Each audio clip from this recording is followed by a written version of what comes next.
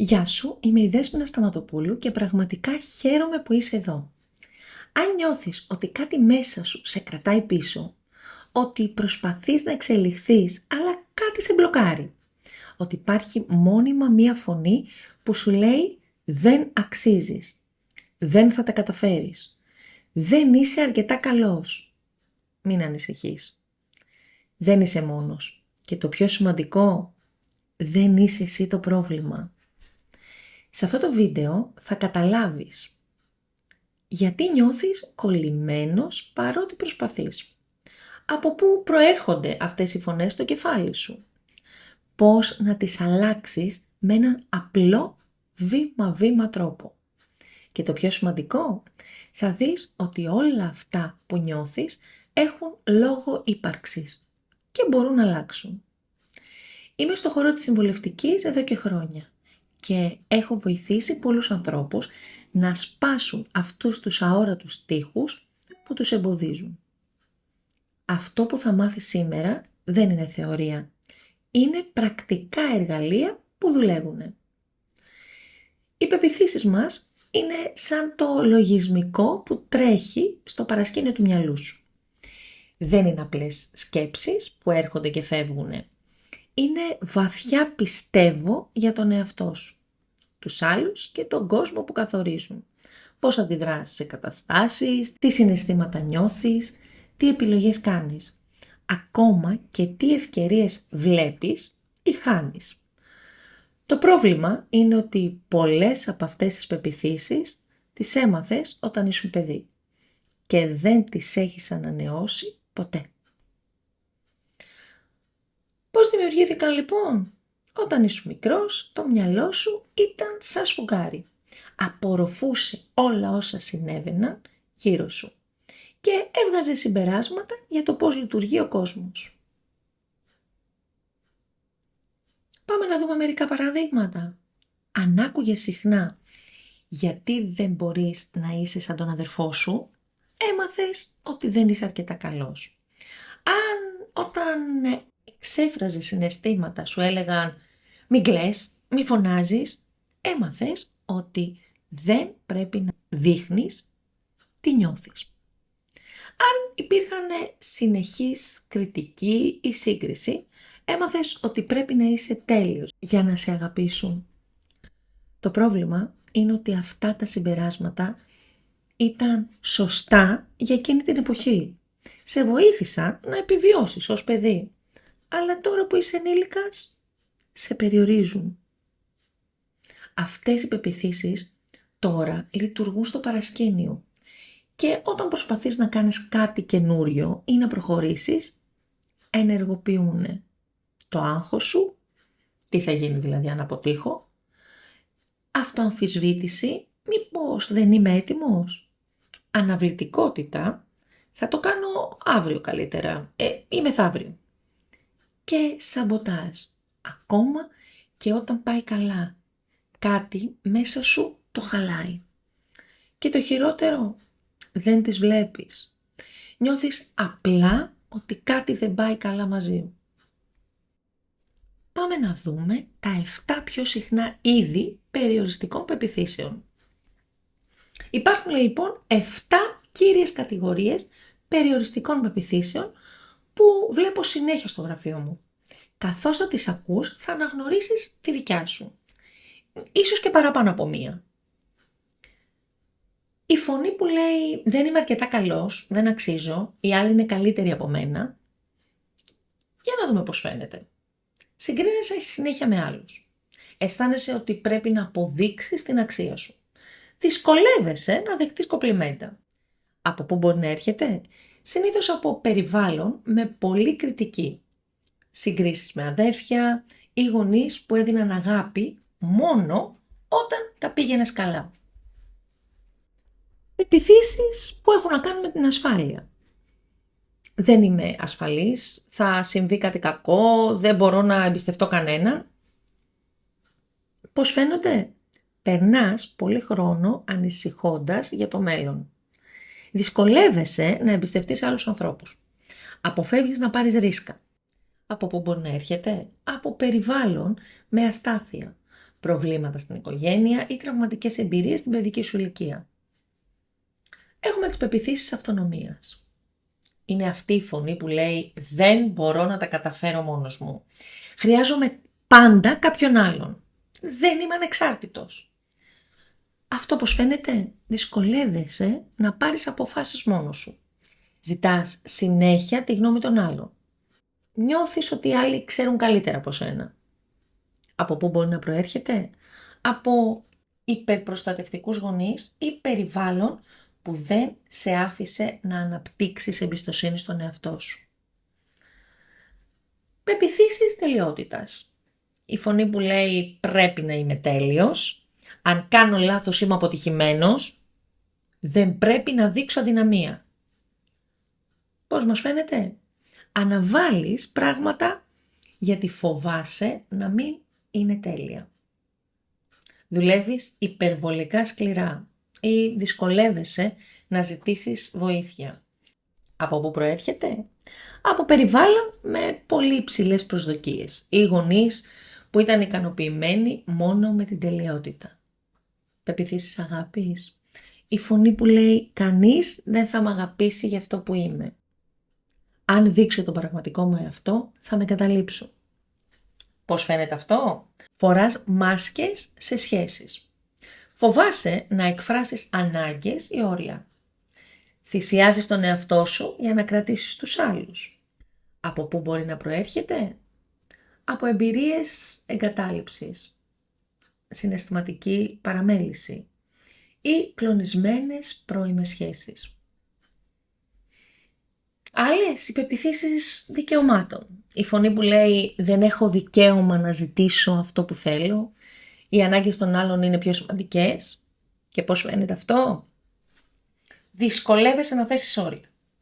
Λες ναι όταν θες να πεις όχι. Νιώθεις ένοχος όταν κάνεις κάτι για τον εαυτό σου.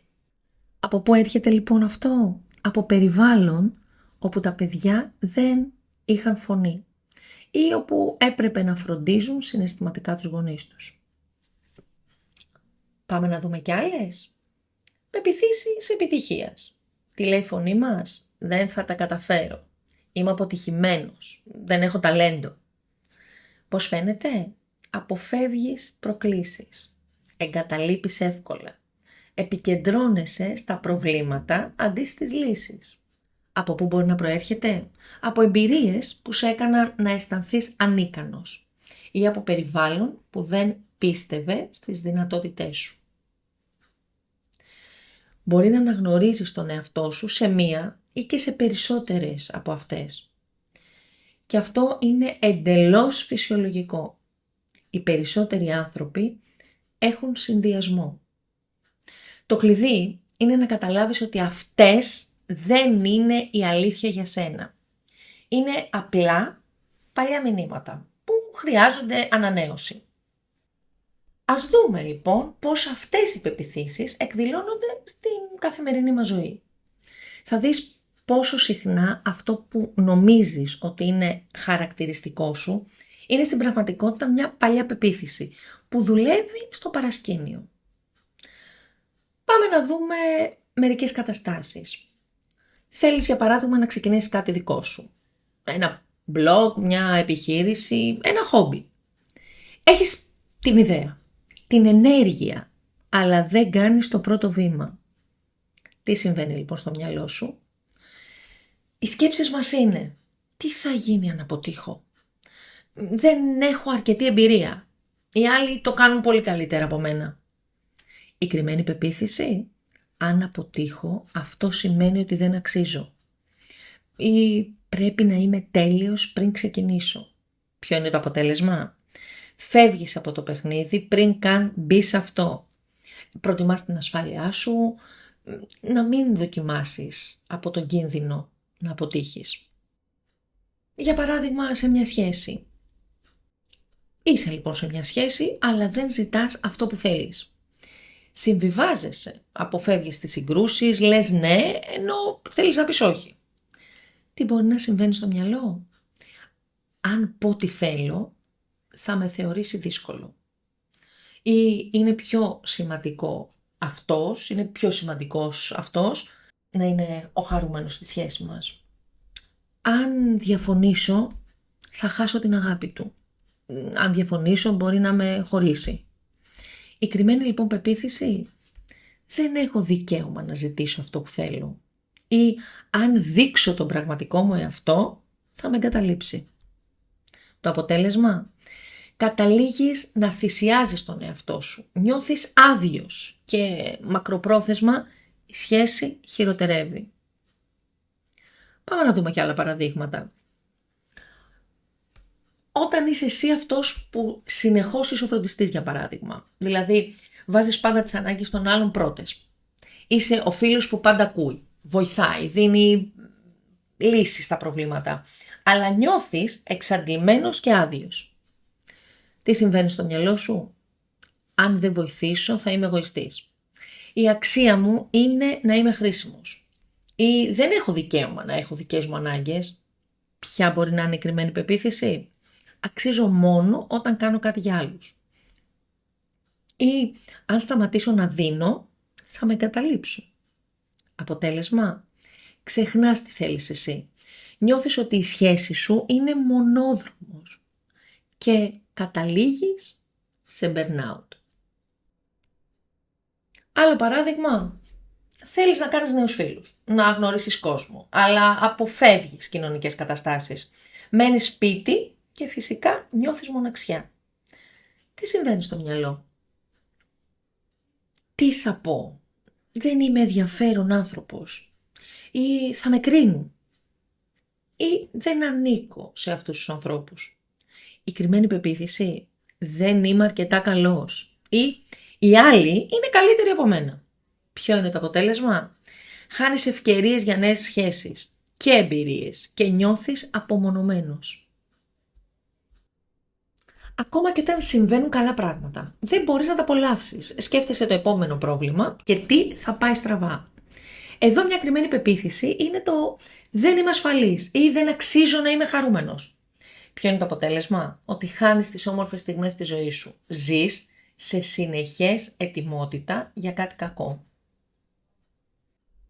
Πολλές φορές έχεις ακούσει απλά σκέψου θετικά. Έχει αυτοπεποίθηση. Απλά κάντο. Και το προσπαθείς. Έβαλες στόχους, διάβαζες βιβλία αυτοβελτίωσης, έκανες ακόμα και καθρέφτη. Μπορεί να δούλεψε για λίγες μέρες ή ακόμα και για εβδομάδες και μετά επέστρεψες στα ίδια. Γιατί συμβαίνει αυτό? Γιατί οι πεποιθήσεις δεν είναι στο επιφανειακό επίπεδο των σκέψεων. Όλα αυτά λειτουργούν. Αλλά οι πεποιθήσεις μας είναι βαθύτερα στο θεμελιώδες πιστεύω για τον εαυτό σου. Και για να προσπαθείς να αλλάξεις ένα πρόγραμμα υπολογιστή, πληκτρολογώντας διαφορετικά στην οθόνη, χωρίς να αγγίξεις τον κώδικα, δεν γίνεται αλλαγή.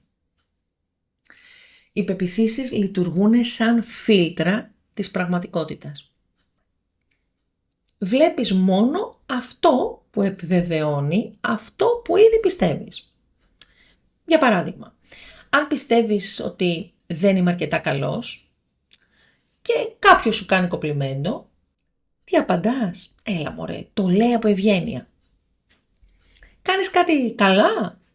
Ήταν τυχαίο.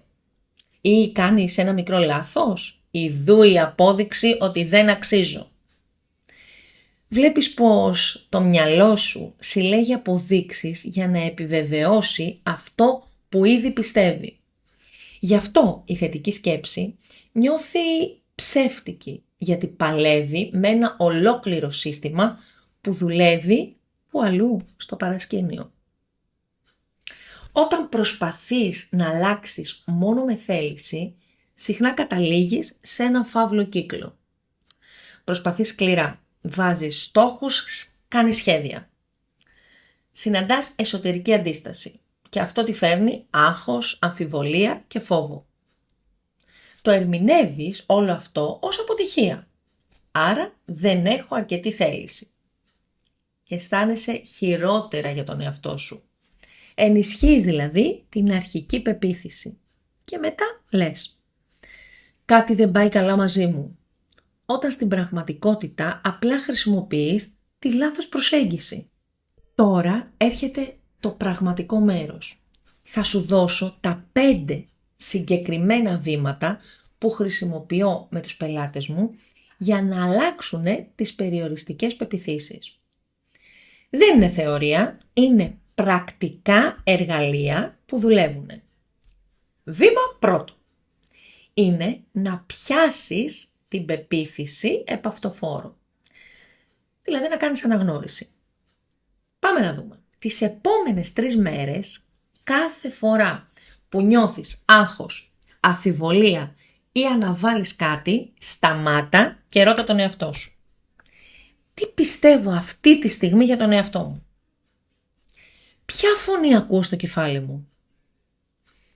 Τι φοβάμαι ότι θα συμβεί? Και κατέγραψέ τα.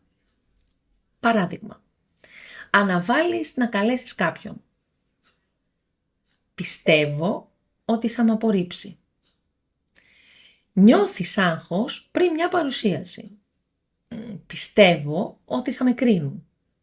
Δεν ζητάς αυτό που θέλεις. Πιστεύω ότι δεν το αξίζω. Το κλειδί λοιπόν. Μην προσπαθήσεις να το αλλάξεις ακόμα.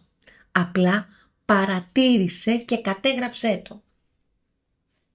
Η επίγνωση είναι το πρώτο βήμα και είναι το κλειδί σου. Το δεύτερο βήμα λοιπόν είναι να καταλάβεις από πού έρχεται αυτή η πεποίθηση. Ερωτήσεις λοιπόν για στοχασμό. Πότε ένιωσα αυτό για πρώτη φορά? Τι μου έλεγαν όταν ήμουν μικρός? Σε ποια κατάσταση έμαθα ότι έτσι λειτουργεί ο κόσμος? Ποιος θα ήταν σε κίνδυνο αν δεν πίστευα αυτό? Πάμε να δώσουμε ένα παράδειγμα. Πάμε να δούμε μία πεποίθηση. Δεν πρέπει να δείχνω συναισθήματα. Από πού έχει ξεκινήσει? Όταν έκλαιγα, ο μπαμπάς μου έλεγε «Τα αγόρια δεν κλαίνε». Ή όταν θύμωνα, η μαμά μου στενοχωριόταν. Γιατί είναι σημαντικό αυτό? Όταν καταλαβαίνεις ότι αυτή η πεποίθηση ήταν χρήσιμη τότε, αλλά περιοριστική στο τώρα, αρχίζεις να τη βλέπεις ως ένα παλιό εργαλείο που χρειάζεται αναβάθμιση. Το τρίτο βήμα είναι να αμφισβητήσεις την πεποίθηση με συγκεκριμένες ερωτήσεις. Πάμε να δούμε τις 5 μαγικές ερωτήσεις. Πρώτη, είναι αυτό απολύτως αληθινό? Όχι συνήθως αληθινό, αλλά πάντα αληθινό. 2. Ποιες αποδείξεις έχω που αντικρούουν αυτή την πεποίθηση? Σίγουρα φορές που πέτυχες, που σε αγάπησαν, που τα κατάφερες. Τρίτη ερώτηση. Τι θα έλεγα σε έναν καλό μου φίλο που είχε αυτή την πεποίθηση? Συνήθως είμαστε πιο ευγενικοί με άλλους από ότι με εμάς. 4. Μήπως με περιορίζει αυτή η πεποίθηση? Τι ευκαιρίες χάνω, τι εμπειρίες μπορεί να έχω αποφύγει? 5. Ποια θα ήταν μία πιο χρήσιμη πεποίθηση? Όχι το αντίθετο άκρο, αλλά κάτι πιο ισορροπημένο και αληθινό. Να δώσουμε ένα παράδειγμα. Αν η πεποίθησή μου είναι το «δεν είμαι αρκετά καλός», η αμφισβήτηση «είμαι ποτέ αρκετά καλός για τίποτα», τι θα έλεγα στον καλύτερο μου φίλο? Σε ποιους τομείς έχω πετύχει? Το τέταρτο βήμα είναι να δημιουργήσεις μία νέα, πιο χρήσιμη πεποίθηση. Χαρακτηριστικά μιας καλής νέας πεποίθησης είναι να είναι αληθινή, όχι υπερβολικά θετική, να είναι χρήσιμη, δηλαδή να σε βοηθάει να προχωρήσεις. Να είναι ευέλικτη, δεν είναι απόλυτη. Πάμε να δούμε και μερικά παραδείγματα. Το «δεν είμαι αρκετά καλός» μπορεί να γίνει «είμαι άνθρωπος που μαθαίνει και εξελίσσεται». Το «πρέπει να είμαι τέλειος» μπορεί να γίνει «η πρόοδος είναι πιο σημαντική από την τελειότητα».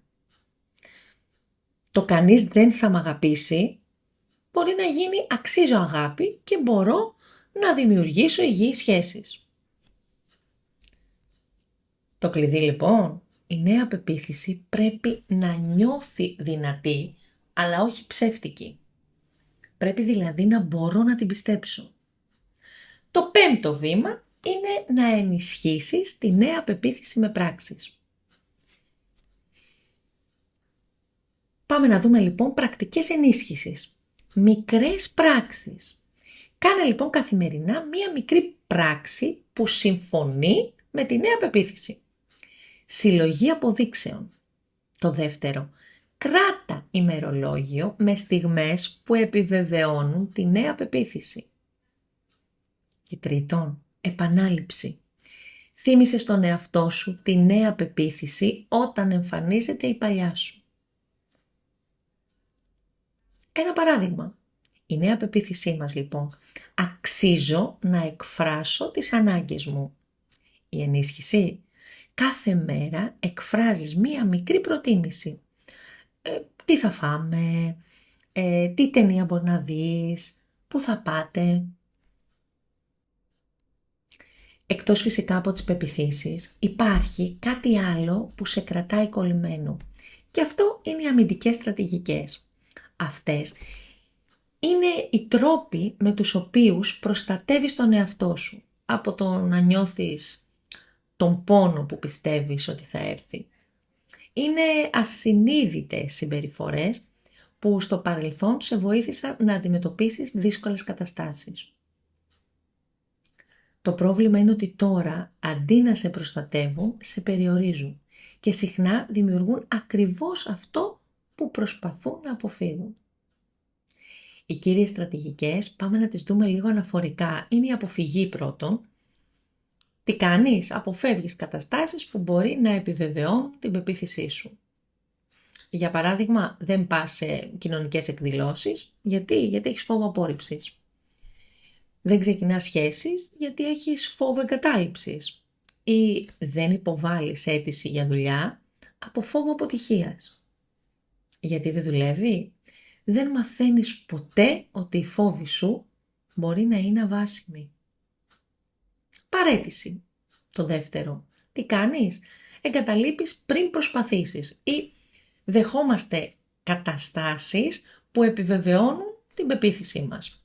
Για παράδειγμα, μένεις σε δυσλειτουργικές σχέσεις. Πιστεύεις ότι αυτό αξίζεις ή δεν διεκδικείς γιατί πιστεύεις ότι δεν έχεις αυτό το δικαίωμα.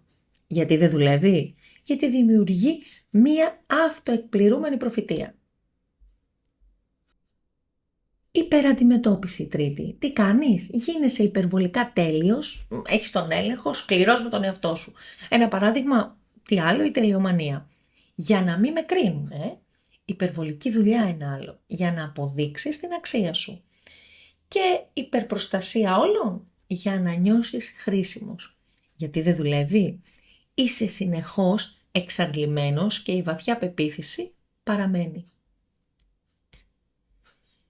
Ένα σημαντικό κομμάτι της αλλαγής είναι να καταλάβεις επίσης πως το οικογενειακό σύστημα που μεγάλωσες επηρεάζει ακόμα τις επιλογές σου. Κάθε οικογένεια λοιπόν έχει άγραφους κανόνες. Δεν μιλάμε για τα συναισθήματά μας, πρέπει πάντα να είσαι δυνατός, πρέπει πάντα να είσαι καλό παιδί, οι ανάγκες των άλλων έρχονται πρώτα, η επιτυχία είναι το μόνο που μετράει και άλλοι. Αυτοί οι κανόνες έγιναν οι κανόνες της ζωής σου, ακόμα και αν τώρα μπορεί να ζεις μόνος σου. Η καλή είδηση, μπορείς να δημιουργήσεις τους δικούς σου κανόνες. Μπορείς να επιλέξεις ποια μηνύματα από το παρελθόν θα κρατήσεις και ποια θα αφήσεις πίσω σου. Καθώς θα αλλάζεις τις πεποιθήσεις σου, θα χρειαστείς να βάλεις και όρια. Να βάλεις όρια με ανθρώπους που ενισχύουν τις παλιές σου πεποιθήσεις. Σε άτομα που μπορούν να σε κρίνουν, σε άτομα που δεν σέβονται τις νέες σου επιλογές. Και αυτό θα γίνει. Αν αυτά που άκουσες εδώ σε αγγίζει, δεν είναι τυχαίο. Μέσα σου ήδη ξέρεις ότι κάτι χρειάζεται να αλλάξει. Και η αλλαγή μπορεί να ξεκινήσει τώρα. Το πρόγραμμα λέγεται «Πώς να απελευθερωθείς τώρα από ό,τι σε κρατάει πίσω και να αρχίσεις να ζεις επιτέλους όπως σου αξίζει». Και αυτό ακριβώς κάνει. Αν θέλεις να σε βοηθήσω περισσότερο με αυτό, πάτα το κουμπάκι από κάτω για μια δωρεάν συνάντηση μαζί σου, έτσι ώστε να ελέγξουμε αν μπορώ εγώ να σε βοηθήσω προσωπικά.